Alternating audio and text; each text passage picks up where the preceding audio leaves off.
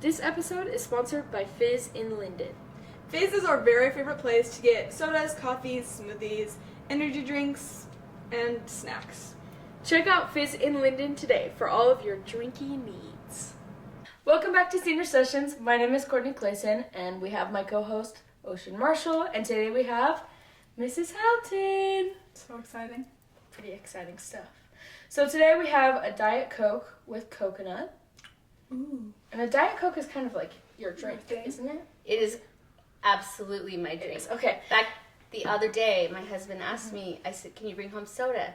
He likes Coke Zero. And I said, you can bring home whichever, it doesn't matter. And in the minute, it didn't matter. But like in reality, it really But I've been mad ever since. Subconsciously. I've been mad ever since because there was no Diet Coke at home. So this is the first Diet Coke I've had in a few days because I'm stuck with Coke Zero at home. So sad. Because we were like, I'm pretty sure it's Diet Coke. Oh yeah, it's We were Diet Coke. really hoping it was Diet Coke. I don't know if I've ever had Diet Coke before, actually. That's pretty good. That's bizarre to me. So sorry. Wait, where's That's your alright. favorite place to get Diet Coke from? Do you have a place that you really love? I really do like Fizz. Perfect. I like Great. Fizz. Lately I've just been kind of mixing my own drinks. Oh, fun. Yeah, So do you like putting stuff in your drinks then? I will. Mm. Yeah, because sometimes the places do get too much coconut in or Right. too much of something. So, You have to do your own. yeah. So do you usually put coconut in it, actually? Sometimes. Yeah, like coconut, cherry, coconut, or lime are probably Cherry is my good. favorites. Lime in is really things. good. That they could be in it all by itself and nothing else has to happen. Right. Yeah. So, For sure. so anyway, because I'm not good at recipes. Like, I'm like, what's a real squirt? Is it like all the way down? Like when you Because push that's that thing? really big. It's a lot. It's a Yeah. lot. Right? So when there's recipes, I'm like, just Yeah. just Just a little let me dab of myself. something. Yeah. Yeah. It's a little something, something. Yeah. Cool. Okay, so tell us when and why you came to Mazer. So I've been thinking why I came to Mazer. I think that. Like, why did I? Actually, I interviewed because Shannon Cannon said that there was an opening for art history. Shannon is always bringing in everybody. She is. Her. Little recruit. Yeah, so that's why I came, and then it was like art history, and I can't remember what the other thing was that I was interviewing for, but it was the worst interview in the world. On your side or on Oh, her my side? side. Oh, okay. I was really Nervous? nervous. Yeah, it'd been a while since I'd interviewed for a job. Was it your first teaching job? No, but it had been a while. I had been home with Because with you did your little own kids for a teaching. while, and then I had my own preschool for like 10 years. And so I didn't really have to impress anybody, but little people, right? Like little people and their moms. So I was really scared. And then for whatever reason, Dustin Simmons terrified me when he walked in. I don't know what it was. I was like, I could feel my brain go blank. Yeah. And So he was the one that interviewed you? he and Robin Mm-hmm. interviewed me, and legit, I hope they don't remember the interview is what I really hope. So, because it was bad. They asked me, what's the last book you read? And I had been reading a ton. Mm-hmm. I've always read. Mm-hmm. I couldn't even think of the Bible. Like, I couldn't think of Anne of Green Gables. I couldn't think of any book. So the whole time, so like it felt like hours passed is what it felt like in And my you're head. like trying to think when of I'm trying any to book, think of any book. any book in the world. Any book. And then I finally came up with it, but I thought, that looks so real, because it's the person going, let me think, I think I'm a book. things fall apart. And that's how it was, because when I finally remembered, I was so relieved I could remember something. Like, things fall apart. I was like, oh, that's a good book. And then they just moved on, but I left there going, yeah, that's not, I'm not not getting good that at getting a job there. Yeah. But then something else came up, and Robin contacted me, the studio teaching. So anyway, so it all worked out. Mm-hmm. But what I was actually there to interview for, You were like, that was a hot mess. That was messy yeah. on my end. I probably cried Yeah, probably. in my truck. Not with them, but With them. Not during the interview. Hey. Yeah, A little bit of I probably cried. progress. Yeah. Anyway, that was a long answer, but that's why I came. I was preschool. I had a preschool, and it was going great. Still was going great, but I was bored out of my mind. Yeah, you're like, let's do something else. I was done. I had to So that's why I even thought about it. And how old were your kids at that point too? Were you kind of like done teaching them? Oh yeah. So Jonah was. I want to say Jonah was in 6th grade. Oh, okay. So Lindy was like... My first year, Jonah was in 6th grade. Uh-huh. Lindy would have been in 5th grade. Yeah. So you were... So, yeah. I didn't teach them anymore, so... And I didn't even know that Jonah wanted to go to Mazer. His friends were talking about Mazer until... after I got the job. Mm-hmm. Right. And then, so I wasn't... So it wasn't even shop for your kids. No, it wasn't like to shop to get my kids in at all. I was there first. Yeah. I was there first. So I was there first. Yeah. Yeah. For sure. That's cool. How I got there. Yeah. Cool. Awesome. And why did you want to become a teacher? I don't ever remember not. I don't ever... Really? Okay, so I hated school growing up. Mm-hmm. Hated it. Like, I would get stomach aches and throw up, like, before school, and my parents, like, they took me to the doctor, nothing's wrong with me, and then finally realized it was an intense level of unhappiness. Mm-hmm. I did not like school, and I hated it. Mm-hmm. Like, I remember saying, my mother loved school and always did, and I remember it took a few times of, people saying, how do you like school, Sandra? And I'd say, I hate it. And I think I was embarrassing her. And she was like, come on. Yeah, and she goes, oh, she's kidding. And I'm like, no, not kidding. So I had some like real shutdown time in grade school where I stopped doing my work. Mm-hmm. I don't even know what I was doing. I was just doodling in the notebook. I don't know what I was doing, but I had some like major shutdown thing because I remember my mom coming. I have a vague memory in 2nd grade of my mom coming to observe me, meaning I was observable. There were problems. I was like, not. Let's look at your kids look and see what she's doing, which is nothing. Mm-hmm. And I remember I had to miss recess for a really long time, which recess was my only subject that I loved because it meant I wasn't in that room. Mm-hmm. And I remember looking up at my mom, and there was this stack. I just have this vague memory of like this stack of worksheets that apparently I hadn't been doing while everybody's doing it. And I don't remember them being hard at all. I just remember looking at my mom and going, here I go, fill out the worksheet, next one, fill out the worksheet, next one, fill out the worksheet. And so I was so unhappy in school. So I think it's hilarious that when I go home from school, I would pretend to be a teacher. Yeah. Isn't that funny? Yeah. It really is. In fact, my mom and dad put a chalkboard we had a room that was called our game room.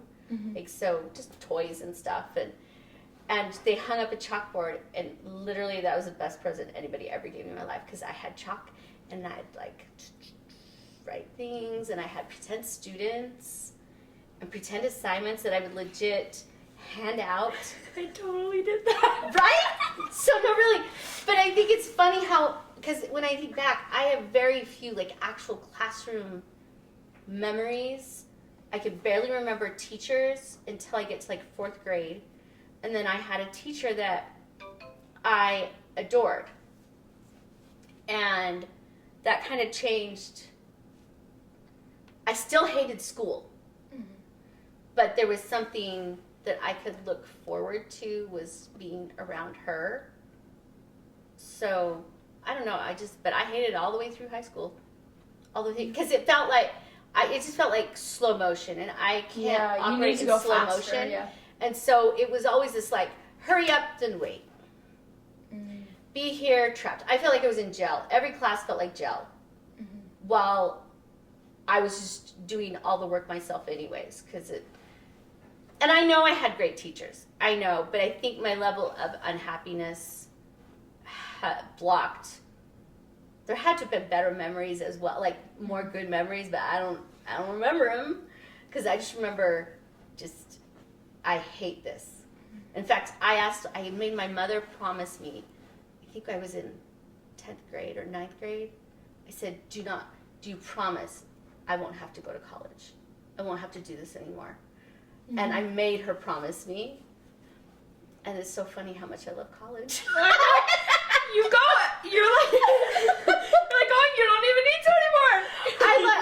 When I got onto a university campus, everything shifted. Like I felt my entire mind just open up, because I was like, oh, this is what I want. Yeah. Mm-hmm. There's a teacher here that wants to do what they're doing. Right. And is researching it. And wants us to love it. And is sharing. And anyway, so I loved college. Mm-hmm. It's very funny to me how promises were made. Like the switches. You're like, don't make me go. Yeah, because in my don't head, make me leave. all I could think of was, if it's more of this, I can't do it. I can't do it. Can't. Yeah. Let me turn that. You could. No. It's so embarrassing. No, it's fine. The teacher has her phone on during the interview wow. with the students. But I'm going to stop that. There. It's pretty cool. All right. There. I'll put beeping. Speaking of which, where did you go to college? So I actually started later, because I was in Mexico studying for a while. And then I went to Idaho State University. I think I started when I was 20 or 21. And oh my gosh, I loved it. And I was studying French, Spanish, and Latin. So cool. Ooh. And so you weren't even studying art? Mm-mm. Oh, so cool. No, isn't that funny? Yeah, that's funny. Yeah, so 3 different languages. That's so cool.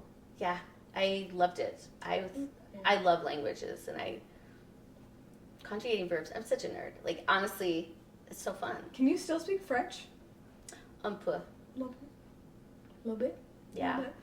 I am studying it again. Really? Cool. But I did, I was up to, I think I made it through, I want to say the first semester of 3rd year French at college. Wow. And then, then, I don't know. I was going to be a Spanish professor. That so cool. That was what I was going to do. That's crazy. Because I lived and breathed Spanish. Well, you still do. So I kind of do. You speak it every class. I know. Because I think everybody should. But no, then I had my first child, and I was a perfectionist at school. I was a straight A student. And when I had that baby, and he was such a good baby too.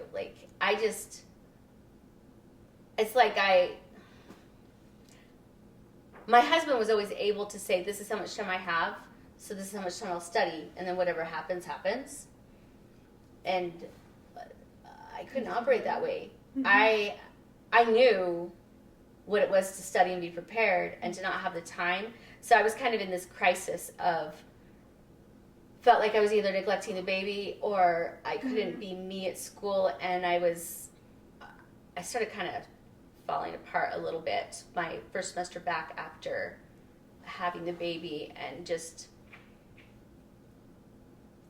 I couldn't figure out how to do both. I honestly couldn't. And I did figure it out later, because I went back to when my husband finished his schooling. We were living in this area, and he said, why don't you go to BYU and study? Mm-hmm. And by then my interest had even shifted, so that's where I studied art history. Okay, cool. And I figured it out then. I was able to figure it out. I was, it took some maturing for me to be able to do both. And I do feel like it really, blessed me as a mom to be studying next to my children. Mm-hmm. Learning at the same time? Yeah. Mm-hmm. That's cool. Yeah, it worked. It worked well. And then again, of course, I went back and just finished my master's last December. So tell everyone what your master's is. It's a master of arts. That's art education. Ooh. It is pretty cool. No, it is pretty cool. It's pretty cool.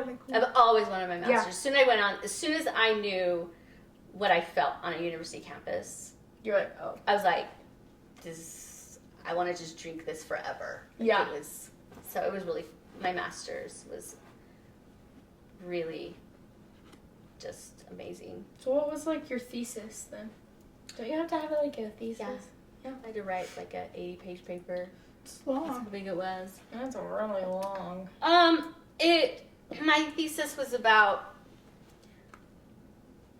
using how, like, artists that aren't typically part of the canon of the, like, European-based artists, like taking and including artists that we typically don't use in an art class, and using them to also teach foundational principles in art. Oh, cool. So expanding the view to include, other cultures and people that we don't have Maybe histories don't of, like pay don't have attention of as really much. great, yeah. Mhm. So yeah, that's what my thesis was. That's cool. Yeah, I liked it. Yeah. Are you like sad that you're not taking classes anymore? Yeah, I'm falling apart a little bit. Yeah. Yeah, Yeah. I miss. Yeah, I'm dying. Yeah. Could you Can I be a little more like dramatic? Yeah.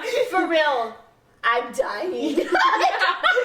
Lindy was always like, yeah, my mom's back. It's like when you were in school, she's like, I'm pretty sure my mom could have graduated 10 years ago. Oh, I could have graduated. I took longer because you wanted I took everything I could. I have so many credits. It's hilarious. I have so Could many have college had 18 credits. majors. Right, but it's been hard. The transition is a little hard on me because I find that I got so much done while I was also researching, meaning I was making more art, I was sewing, Right. I was painting, and I've watched an embarrassing amount of television since December. Now that you don't have to go to school. Right, because, it's like when I go, I haven't quite figured out how to fix my head yet. I'll fix it. Yeah, you'll figure it out. I'll fix it. It's just that I don't know what to do, so I'll think, I'll paint, and then go, oh, I don't know. Like, you're just not as inspired as... or- Yeah, I And feel a when little... you're not like required to do it, you're not gonna be Right, like as like, oh, I have right. to. Yeah. And you bet, like, if I have an assignment, Right, you're Oh. doing it. and I'm gonna Yeah. slam dunk it. Right. You Yeah. know that. Yeah. So even if it's like adrenaline 3 a.m. with crazy ideas, I'm gonna do it because Yeah. I guess I show off a little bit at school, just a tiny bit, not Yeah. at Mazer, but in my college Yeah. classes, I'm not always the top of my class, but I have always, my parents, my dad taught me, you work. And that is the difference between, you just work your hardest. And so I know what my hardest is. And it doesn't always get me at the top, but many times I've realized that I've been up there when somebody that's more experienced isn't. And I think it's just that thing of, get comfortable and like Yeah. hold back a little because you know already like, oh, I can do that. Yeah. Yeah. But yeah, I'm Yeah. very competitive at school. We should, And I'm not we should competitive make you anywhere else. We should I got make you a make an 4.0. AP portfolio. I got a 4.0 in my master's program. That's That's crazy. so crazy. That's crazy. So, And you did that just so you love could it. say on the podcast. I know. Everybody's gonna know. Like, guess what? But guess what, though? I worked my butt off for every assignment. Didn't matter what it was. And that's a tip I have for college. There's gonna be things you think don't matter, but you don't know they don't matter, like in assignments, until you're actually a ways beyond it. There are things from my first year in my master's program that I go, that year I thought, that is stupid, but okay, here I go. Let me do this dumb thing, right, and turn it in. And I still did my best work, but I hadn't really bought in. And then towards the end of my master's, I remember there's a few of those where I go, oh, That's I why. get it. Yeah. I get it now. So you do every dang assignment, whether you think it's dumb or not. Because you're like in this little thing of, what do I need to get done today? What do I need to get done for tomorrow? But I don't know. I think when you're in the middle of something that's challenging, like a program that you want to study, you don't really see, you can't really see around those things that are just right in front of you. So you don't get to choose what you don't do. You do it. Yeah. You do just it. have to do it. You just do it whether you feel like it or not. So, Yeah. Anyway. For sure. That's cool. Okay, so how is it different? I guess you wouldn't know. Well, I don't know. Okay, how is it teaching like at a school that your kids are going to and like keep teaching them? You know? Okay, that's funny to me because I feel like I have like two sets of children. Mm-hmm. The first set would have died of embarrassment if I even walked in the room. Mm-hmm. So when I started teaching at Mazer and Jonah wanted to go to Mazer, and then of course I was going to bring Lindy whether she wanted it or not because I'm like, sorry, I'm not driving you to do it. Too complex, right? We're not doing that. Yeah. So I had anticipated what my older kids would have done, and then that didn't happen. Mm-hmm. So it's been really magical. Mm-hmm. Like so magical, and at times embarrassing because some of them didn't always do their homework and hand it in. Mm-hmm. And these are my colleagues, and you're like, guys, stop embarrassing me. Yeah. But it was really dreamy and kind of, I think I become kind of cynical about parenting. And so coming to Mazer and having this kind of really special experience with Jonah and Lindy there and other people's children that are teenagers that are supposed to be just as bratty as my kids and probably are at their houses. Probably. No, I think it renewed like a lot of, or at least softened some of the pain I had felt from feeling, like I had done everything wrong, or just feeling rejected from your kid because you're just in these fights all the time when your goals don't match up with that's all I'm gonna say about that. But it's actually been super magical, and I still miss Jonah, and I live in the house with him. He's still at our house, and I still miss him. Like, why isn't he in my class? Come TA. No, I really because that was like, because it was kind of dreamy to look like, and I didn't bug them all the time, and Jonah was definitely far more removed from me. Like, he took our classes from Mrs. Foss instead of me. What a bum. And in fact, I was shocked he even TA'd for me. Yeah. Right? But I could still see, I felt like I had a window into something I had never been able to have, which was seeing your child interact and laugh with their peers. Like I said, it was really, really magical. Yeah. And at the same time, then when things aren't going great with friends, it's devastating as well. Yeah. Because you see it. You're like, it's in front of your eyes. Yeah. It's in front of your eyes. So it's like, it's kind of double-edged that way, but it's been mostly completely dreamy. So, That's really cool. Yeah. Oh, also, these next questions we asked the Instagram what they wanted to know about you. How does Instagram know me? No, it's like people that follow us on Instagram. People that follow you? Yeah. It's not me. Instagram know who I am. Like, how do they know who I am? Okay. No, I can't wait to find out what a bunch of strangers want to know about me. No, it's not strangers. It's like people that go to the school. All right, I'll quit acting old. Good. Okay. All right. Someone asked, what drives your passion for teaching art rather than just making it? Well, first of all, did they really put the just in there? Was that really how it was? Like, just making art?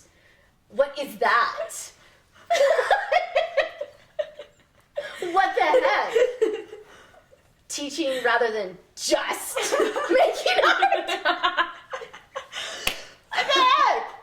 Okay, but now that I'm over that, I will think, what is it? I think teaching fuels what I make.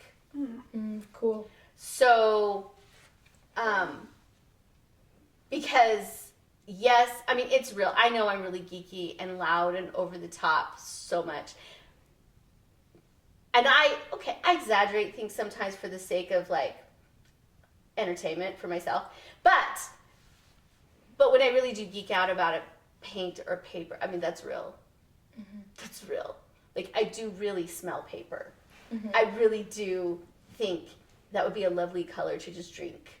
Like, just so real. have it be all inside of me. Yeah. Right? So that stuff is all real, and I think sometimes teaching gives me the opportunity to express that emotion to people that don't Like make other people feel don't it. know it yet. Yes. Yeah. So I mean, I really do feel like my goal is to you come into the class expecting something, whether it's just getting your credit or spending time with friends, which I'm gonna fix that. Okay.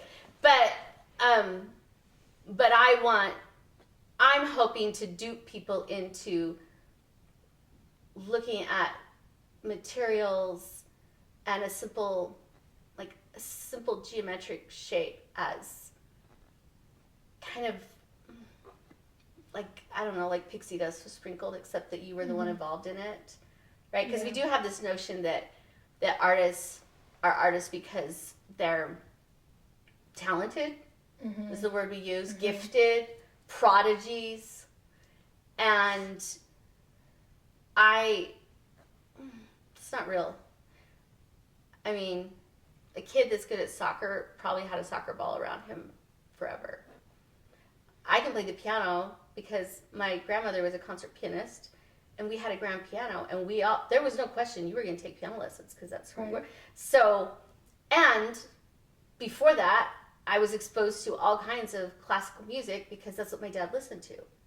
So I was already hearing what I was going to then be playing from the beginning of my creation, right? So I think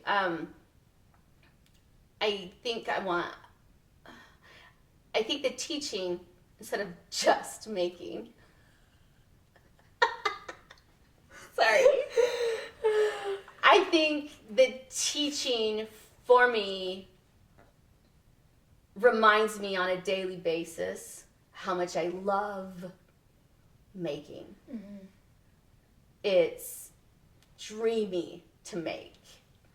And then you all make some amazing things all the time. I get inspired by students all the time. And so it just kind of fuels the making side. Yeah. So they fuel each other.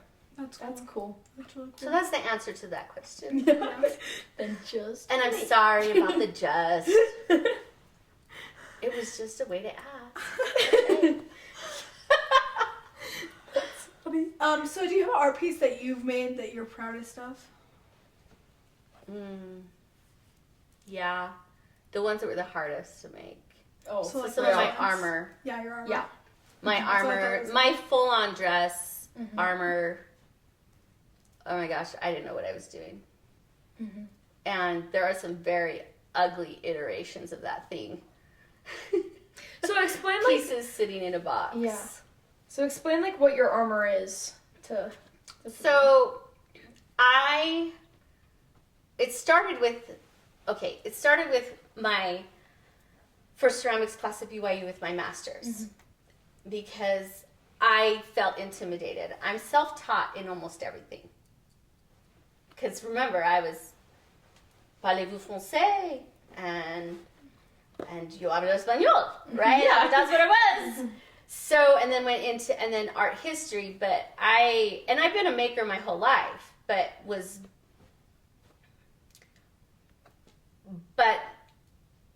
not on a canvas. So when I got into that class, oh my goodness, I felt so intimidated by people that had degrees in fine art. And I had a moment where I just felt like my anxiety was overpowering what I felt like I could do. And I was already experiencing clay because I was already teaching clay. But for some reason, I couldn't see myself as an artist just like the other people in the room. So kind of like that imposter syndrome a little bit. Where, and besides that, I'm loud. I'm not going to make a cup and paint it one color. Yeah. Right? Mm-hmm. I'm loud. Mm-hmm. Okay, so I don't fit in. Like when I think I'm not fitting in. But I had this like crisis, and the professor said something like, if you'll take what you love to do and try to translate that to clay. So like I love to sew, but I love to figure things out when I sew. Like the most exciting thing, I don't want to buy a pattern. I'm You over want to that. make it yourself. And, like, I want to figure go. it out. I want to look at something and go. And like drape it around you and be like, oh, Yeah, how would this I fit? want to figure it out. Right. And that's the most exciting kind of sewing. So then I thought, okay, so I'm gonna. It's the first time that I consciously went, I'm gonna think about fabric. And so I looked at this clay and was like, I'm gonna make a dress. So the first dress I made is not wearable. It hangs on the wall, and it's got a map on the clay top. And it's 3D. Mm-hmm. It has a map on it of Morelia, which is where I lived in Mexico. And it was about wearing memories, like wearing, because like if I'm really in a bad spot, like with stress or just waking up, right? I can like close my eyes and think of sitting in the centro in Morelia and watching the people go by, and it's very healing. So I made the dress with a map on it, and then the skirt has about 100 little tiles that I had carved, all based on just like texture, like because I touch everything when I walk through the street. You can still feel it. Yeah, it's like so like there's a lot of texture that I would see from doors and windows especially, and so that was my first dress. And when the dress top came out of the kiln, I was so excited, but I was so mad because I couldn't put it on my body. Because it's stone. It's all right. It wasn't made to fit me. And I was so mad. I wanted to put it on. That was my instant reaction. So then the next time, the next class I was in, we could make our own goals. And so that's where I did a first piece of armor that looks like it's from some Avengers movie, kind of. It's got like, but then again, it's wearing memories. It's on the chest, on the breastplate is a topographical map of the Teton Mountains where my dad is from that area, and all my summers I spent playing in a creek. And so that's on the chest. And then there's meaning. There's meaning in the things of me wearing. And you can wear that one. That one I can wear. It's fitted to me. I put it on in pieces, but this is the funny thing is, it's only, what really interests me is that I could put it on. Right. You don't need to. Right, but you could. But I could. Yeah. Because it's fitted to me. The dress form is fitted to me. The things fitted to me. So it's just that it feels powerful to say, I could put this on. So then my third dress is more intense, and it is a dress that represents like spirituality and motherhood, like the idea that things are heavy and hard, and yet and things break, but all the pieces together, all the things that are hard and together are actually what make you strong, or at least of what made me strong. So that one probably weighs like 100 pounds. That is crazy. And that one was so hard. Like I've never made anything that hard. We're in the sense of trying to figure out how to force this clay to behave like I want it to do, because clay moves when you fire it every time, and things, you'd fire it and I'd be like, it doesn't fit the piece then, or I had to come up with like this system to support it, like an under system that wasn't that didn't feel heavy. And I also didn't want the dress to feel heavy because the clay itself was heavy. Mm-hmm. And so anyway, that's my armor. But that again is memories. Like there's scripture that I've written on it. There's a word that abide. There's a hymn, Abide With Me. Abide with me, yeah. Yeah. But really the word abide is, am I talking too much? No. That's the point. Oh, well, I don't know. All of a sudden I thought, I talk a lot. No. That's what we came here for. Maybe I'm supposed to No, keep going. stop answering this question. I don't. But the word abide is written on it in slip, in liquid clay, on places. And because abide is probably my holy word, in that it means that you're intending to stay a while, like just be, even if things are not okay. And it involves, like that hymn involves God and somebody that's really, crying from their soul. But it's really that thing of, it will pass. But you have to abide. That's why I'm always telling you guys, you don't get to quit. You don't get to, because it takes time for things, for whatever it is, to feel like you can stand up again. Mm-hmm. So in that intermediary part where you're not, something has happened or something is wrong, and the fix, there's this space in between, and that's the space where I feel that word abide, where you just linger in the best way you can, in the most, even if it involves imperfections and crying and being angry or whatever, but in my mind, it means also holding off on major decisions while you're in that space. So that, because I've been in that space a lot, because I've suffered from depression since I was in 5th grade. And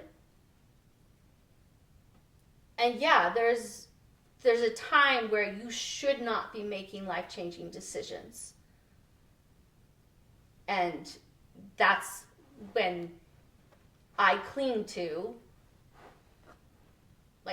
people I trust, or just the fact that time is going to pass, and it might be tomorrow that when I wake up, something hurts less, or that my brain's moved on. So anyway, the armor, all of the armor I've made is it is about wearing those kinds of things you would cling to when stuff is rough. Yeah. For whatever reason. And that there's a heaviness to the situation, but I like that the clay weighs a lot. Yeah. And I like that it's fragile. I'm not protected by anything, right? Yeah. I'm walking around with breakable stuff with liquid glass on it, right? If you fall, it's actually going to hurt more. Yeah, it is. I'm going to get cut by my own armor. Yeah. But it's also really significant to me because I'm pretty practiced at putting on a normal face when things aren't well. Mm-hmm. And I think many of us do that more often than we let on. And so there's this fragility to something that looks strong. Look, you look pretty tough. And I think I'm tough. I mean, I'm from Idaho. I'm tough. And yet, there are times I felt like that I could shatter with just a bump, just like the armor. Mm-hmm. So it's this, I don't know. It's interesting for me to think about. I'm still not totally done with armor. I think I'm going to do a headpiece next. That's cool. That's exciting. But And I'm trying to think about that because I have an idea about like light and your mind and the protection of your mind, like your head. Yeah. And I saw some really cool armor. Oh my gosh, such cool armor in Greece. I still think about. So anyway, I don't even know what you asked me when I answered all that big long thing. Oh, you said tell me about the armor. That's my armor that I make. Mm-hmm. And it's always about starting where I have no clue what I'm doing. Yeah. No clue. And I'm telling you that dress that I made, the last dress, I legit had one point where I thought, I might not figure this out. Like, I really, I did. But then it's funny because then something happens in every fail. Yeah. That then comes up later for the fix. Okay. So, and that process is so exciting. Like when you're going, what went wrong? What could I do differently? Or maybe I haven't walked through Home Depot again and looked at everything in new ways. Right? So anyway, that's what I make. That's cool. That's really cool. Thank you. So do you have a favorite piece of art that a student has made that you just? Oh, that's like heart-wrenching. I know, it's a hard question. Oh, Or my like, gosh. or like, how do you answer that? I don't know. I don't know. No, that's hard. Yeah. Oh.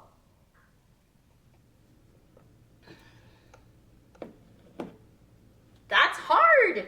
That's harder than my own stuff. Like, cause Yeah. Cause you, yeah. I don't know if I can answer that. That feels like a really terrible mommy. Pick your Like- favorite child. Right, that's There what it actually feels was like. a question on there, and From Lindy. and I was like, Lindy, I'm not gonna ask that. And she was like, please.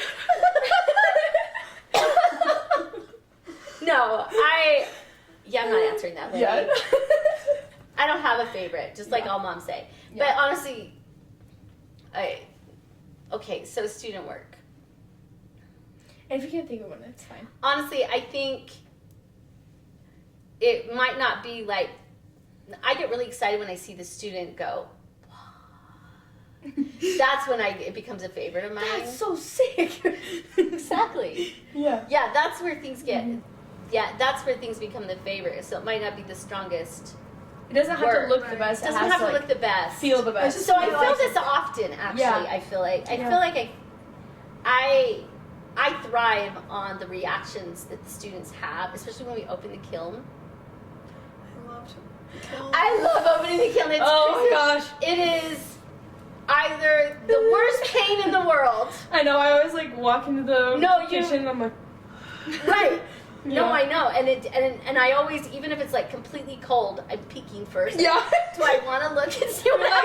If I'm going to cry, do I have to mentally prepare? Yeah.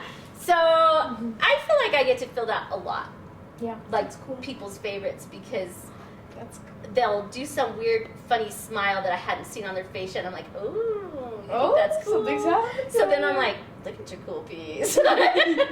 So yeah. That's so cool. Yeah. Oh, do you have a favorite place you've traveled? That's funny. Mexico. Don't you! Ocean put that question on, and I said it's gonna be Mexico, and she said she's except traveled a lot of places. That might not be Except it. that Greece, I had a major connection with Greece when I saw that. Was that recently that you went? Yeah, it was a year ago. Okay. So I probably think about Greece and the artwork there as much as I think about Mexico, which Wow. surprises me. Which is crazy. That's surprising. Because you've been a Mexico girly since like day one. Oh, forever. But I'm telling you, that ancient Minoan pottery, this is so nerdy. It's fun and whimsical. I stood there and looked at things I wanna going, go to I feel like Greece. I could have made that yesterday. You know, where I had a real connection with the makers. And I always think of, we always like to think of modern life as being the best. Like, isn't it so lucky we have so much time to do things? And, oh, they must have just had wretched lives. Like, what did they... But the pottery's so happy. So in my mind, I just got smacked with, these were really happy, fun people. Because otherwise, you wouldn't be painting those flowers all over that, and you wouldn't be doing a crazy looking bird that I feel like Dr. Seuss copied. Yeah. And so I just saw so many indications that there was time to be happy and life felt good. And I loved that. I loved it. So I don't know. Greece. I love Greece. I would go back to Greece in a second. Hey, Let's go to Greece. I would go back. Let's I'll go do to it. Greece, Houghton. Yeah. That would be so cool. So I guess that wasn't a bad question. Yeah. Oh, That wasn't my question. I It knew wasn't. But I was surprised. I almost thought like you were daring me to say Mexico. Because I do feel like I was supposed to be Mexican. Like I was supposed to be. So I love Mexico. Yeah. Yeah, for sure. And you go down there like all the time. It's worth like it it. to even be there 2 days. Yeah. It's Just like the feeling. it's like the I feel like it's my true self. When I get there, my personality, It's so much. Like, it's different. I don't know. There is a Mexican version of me when I get there, and I'm so and even just like the joy of speaking in Spanish 24/7. And then there's because we can tell too when you switch into Spanish. Oh, is it? In class, and then you like do it the whole class. I'm like, oh, she just needs to have fun today. No, it does. It makes it's joyous when Spanish is around me. So anyway, yeah, I do love Mexico, but I do love Greece. Sure. Okay, so do you have a crazy story? A major story that's crazy. I mean, I think I usually create my own crazy. Like, so if there's a crazy story, it was my fault. It was my big idea. Like, oh my gosh, that wind trim where we did slip casting. I knew that's what you were gonna say. Seriously. I knew it. That was fun though. It No, was fun. total fun, but total chaos. Oh yeah. Total chaos. Who The does floor. slip casting in the Spanish room? Right? That? And the fact that I dragged Jeanette along for it. She's like a true friend. The fact that she even wanted to do a wind trim with me again after that. I know Because even it is on the cleanup day, I tested positive for COVID. So And I know she was like, no way. No, She did that on purpose. Honestly, I still miss Jeanette. She felt like my soul buddy at Mazer because I mean I did like 4 wind trims with her, 3 wind trims with her, I and did Hispanic art and culture. Hispanic art and culture. We did landscape architecture, and we did 3, and I would have done them with her every year, honestly, because we were the perfect Little combo. matchup. Yeah. She's There was probably no more stress, chill than you. and she's so chill, Yeah. but she's so organized, I was gonna say she's more organized. I know. right? exactly, But I'm yeah. good at winging it. I'm good at Right. plan Bs. Yeah. So, because sometimes super organized people can't find that plan B fast enough. Yeah. So anyway, we were perfect. We were a perfect match. But that wind trim was the dirtiest, messiest. The floor. It was so bad. It was so bad. Do you remember? You guys were, And that was my first winter too. I No, said, that "What?" was complete chaos. And that was my idea. So that's what I'm saying. Crazy stories probably involve my ideas. Yeah. It's just so fun. It was so fun. So that would be my answer. Just who dumps liquid clay upstairs and it walks through the school. Oh my gosh. It was so bad. But it was also incredible. Like, I feel like, Yeah. I mean, there were things that worked really well. There were things I would, if I were to teach that again, it would be completely different. Yeah. We wouldn't be on the second floor. I just have distinct memories of walking down through the school to like or like the outside the weeds part where we would have to like dump water or something. And I swear we did that every day. Oh, you did. You did multiple times a day. Yeah. No, that was crazy. Mm-hmm. But I don't know though. It was still a really fun adventure with Jeanette and with all of you. Because for real, I mean, I just barely learned how. Yeah. I went to Patty's Ceramics and they let me work with him on Saturday. On a Saturday when he was doing all the. Yeah. Because that's what they do. Yeah. So. That's so fun. And I still have a little bear I made. Actually, it's not little. It's quite large. There were some funny things in there. It was very funny. Like, I don't want to do it again now. Anyway. No, I mean, I think it was, it was cool. But, oh my gosh, that was the mess that I created. Yeah. So. That's okay. Do you have a teacher that you look up to, either like in your life or like at Mazer? Do either one. Yeah, like my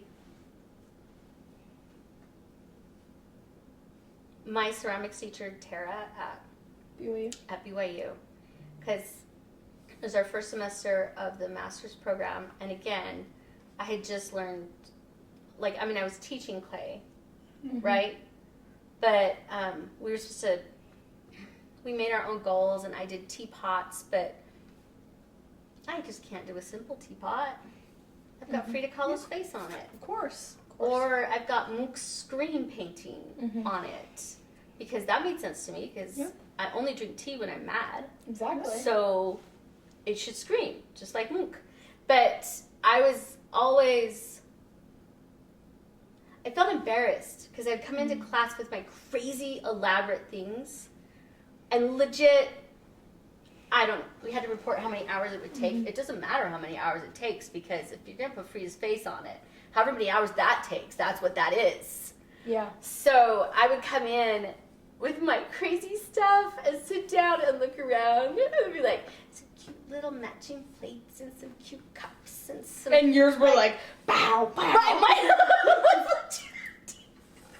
and so I'd sit there, so when we'd have to do the critiques, I was like, so it turned into I don't know how to just leave it normal. So that wasn't the plan. Right. But she finally, one day she said, quit apologizing for your art. You are like, you are you, be you. And it was like someone gave me permission that I was okay. Yeah. Because again, it was this thing of how do I look? I'm a spectacle all the time. And I don't mean to be, but that's just how it is. So there's times I get really self-conscious, and then I'd feel bad about myself because I don't match up with what people are making or doing or their ideas. And like, I'd rather die than make a matching set of dishes. Like, I go back to, like, I'd rather go to the dentist. I'd rather get a root canal than have somebody say, will you make a exact... Will you make the exact IKEA dish? Exactly. Like, and I go, why am I doing this?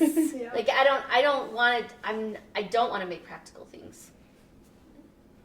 And if it's going to be practical, then it's going to end up not looking practical. Yeah. So, but anyway, she gave me permission to be me. That's cool. And she's completely mentored me, and same with, I mean, probably my BYU professors have been like the teachers that I ached for my whole life. But probably that. And at Mazer, oh my gosh, you guys have no idea how lucky you are. Like, all students. It's impossible for me to think of just one, because there's so many. I've never seen a group of people that care so much about students they know by name and how they're doing and how can we get them to this next phase and or this next layer of understanding. I mean, I've never ever seen it. I remember the first faculty meeting I went to teaching at Mazer, like, where it was actually a meeting for it's an SST meeting. I don't know what that stands for still. Something about student progress, whatever. So But it was such a caring room with kids that had F's and D's. Like, they weren't passing, but it wasn't about that. It was about who has a relationship with the kid. Like, can we get this kid to pass? Like, can we somehow inspire, like, stuff that you should be doing on your own, right, as students? But there's times you don't do that. But it was such a loving room. I legit felt such a warmth I've never felt in a meeting that could just be an ugly, that dang brat meeting. Yeah. Where it's not that all. So I look up to all of them. I love my colleagues. I love them. And there are people that maybe I didn't love immediately, but I've been there long enough that I love those people too. Like, I go, we are total opposites on the teaching and how we interact with students and things, but students aren't all the same either. Right. It would be so bad if they were all like me. It'd be so bad. Just imagine you teaching math.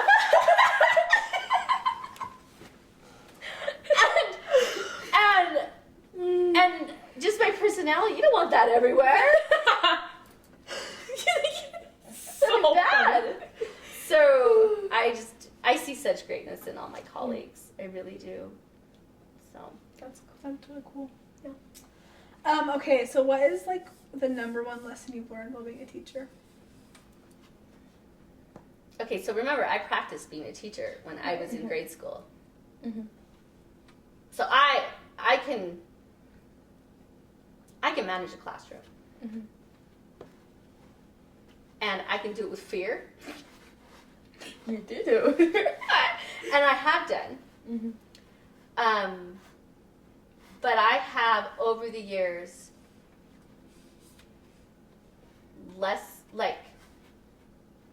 I've really learned that it can be done without just being fear. And that's better. Where, like I said, I've taught in a lot of scenarios and I've never had a problem with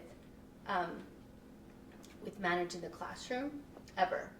Like, oh, you're in here? Oh, you will be good. Sorry. There's no like, and I do mean it. Like, in this scenario, I will win. You are going to be good in here. Yeah. Because this is my land. But this is my kingdom. Exactly. I think it's hilarious that students walk into somebody else's kingdom and go, and I'm gonna be rotten. Like, I'm like,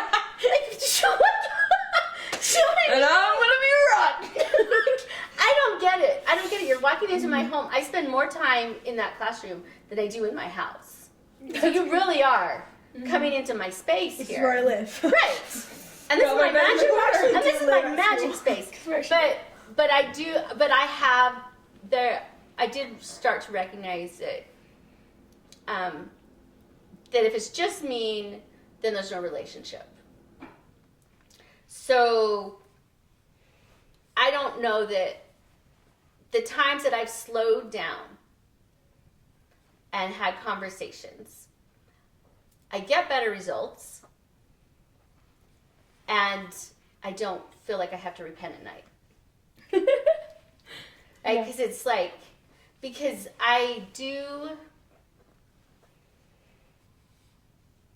it's real. My students are all somebody's dreamy baby. And I think that, the hardest thing I ever did as a mom was hand my children over to a teacher. You're like, but I'm their teacher. Well, but it's like, I'm trusting I'm trusting you with my child.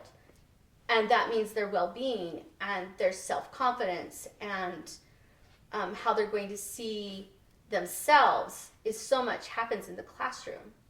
And I'm trusting that person. That is legit the hardest thing I've ever done. I cried with every kid. Because you're just like, please be good to my baby. Please see my kid. Yeah. Please understand them the way that I do. Regardless of what they're going to be good at or not, don't damage my child, right? Yeah. In your day of work. So like I do think that I've learned to slow down. I wish I'd learned it sooner. I mean, I don't think I had bad relationships with students, but I'm pretty sure I missed out on having a better relationship with some students because it's just really easy to say, stop, right? Yeah. And of course, I mean, I still do that. It's just that like when big things happen, there has to be balance to where they're not destroyed or the way they view themselves so that's probably the biggest lesson I've learned that has probably also affected my parenting style. Like I think like as adults, I think we say a lot of stuff out of fear that just sounds bossy, but there's like fear underlying it, the what if, and that's why we sound unreasonable to the teenager. And I did a lot of parenting that way with my first kids because I definitely was scared and felt like I was going to mess things up. And having other people's children and trying to protect them, like have school be what I would want my kids to go into, the classroom, and be seen the way I want somebody to see my annoying children, right? Yeah. Like, that's probably the biggest lesson I've learned is that the relationship is actually what creates the change. It's not the subject. It's not the assignment. It's not the perfect lesson plan. It's actually the relationship, I think, with the teacher in that environment that makes somebody want to strive to work harder or sit with mediocrity. Like it's so. And I mean, I think about it, and like when we ask people when they come on, we ask them like who their role model teacher is, and a lot of the time they say a teacher that like they've had an interaction with that like really meant something to them. You know, it's not like if they liked the class or not, and like usually they end up liking the class because they like the teacher. Right. You know? Exactly. Yeah. Right. So, Right. And when I teach these intro classes, so I'm going to have people in there that don't want to be in there. Yeah. So what do you want for that kid too? Like so the relationship has to be like offered to everyone, even that bratty kid. And I feel like the bratty kids, meaning repeat offenders of something all the time. Repeat offenders. Right? I don't know what to say, but I have found that even slowing down for a sec and having conversations like, so what's going on? Like, I think you might be miserable in here. Help me figure this out, because it still has to be, you still have to be doing these things, but maybe we can rescue for things that are bothering you or not. I have found that just slowing down a sec for the sake of the person and that individual, that I've accomplished far more with that than just saying, well, too bad, do it. So, yeah. Cool. Cool. Well, that's all the questions we have. So thanks for coming on. Thanks for talking with us. That was so fun. It's very fun to talk to both of you. Yeah. I adore you both. And we'll see you guys next time on Senior Sessions. Thanks for listening to this episode of Senior Sessions. Remember to get your favorite drink at Fizz in Linden today.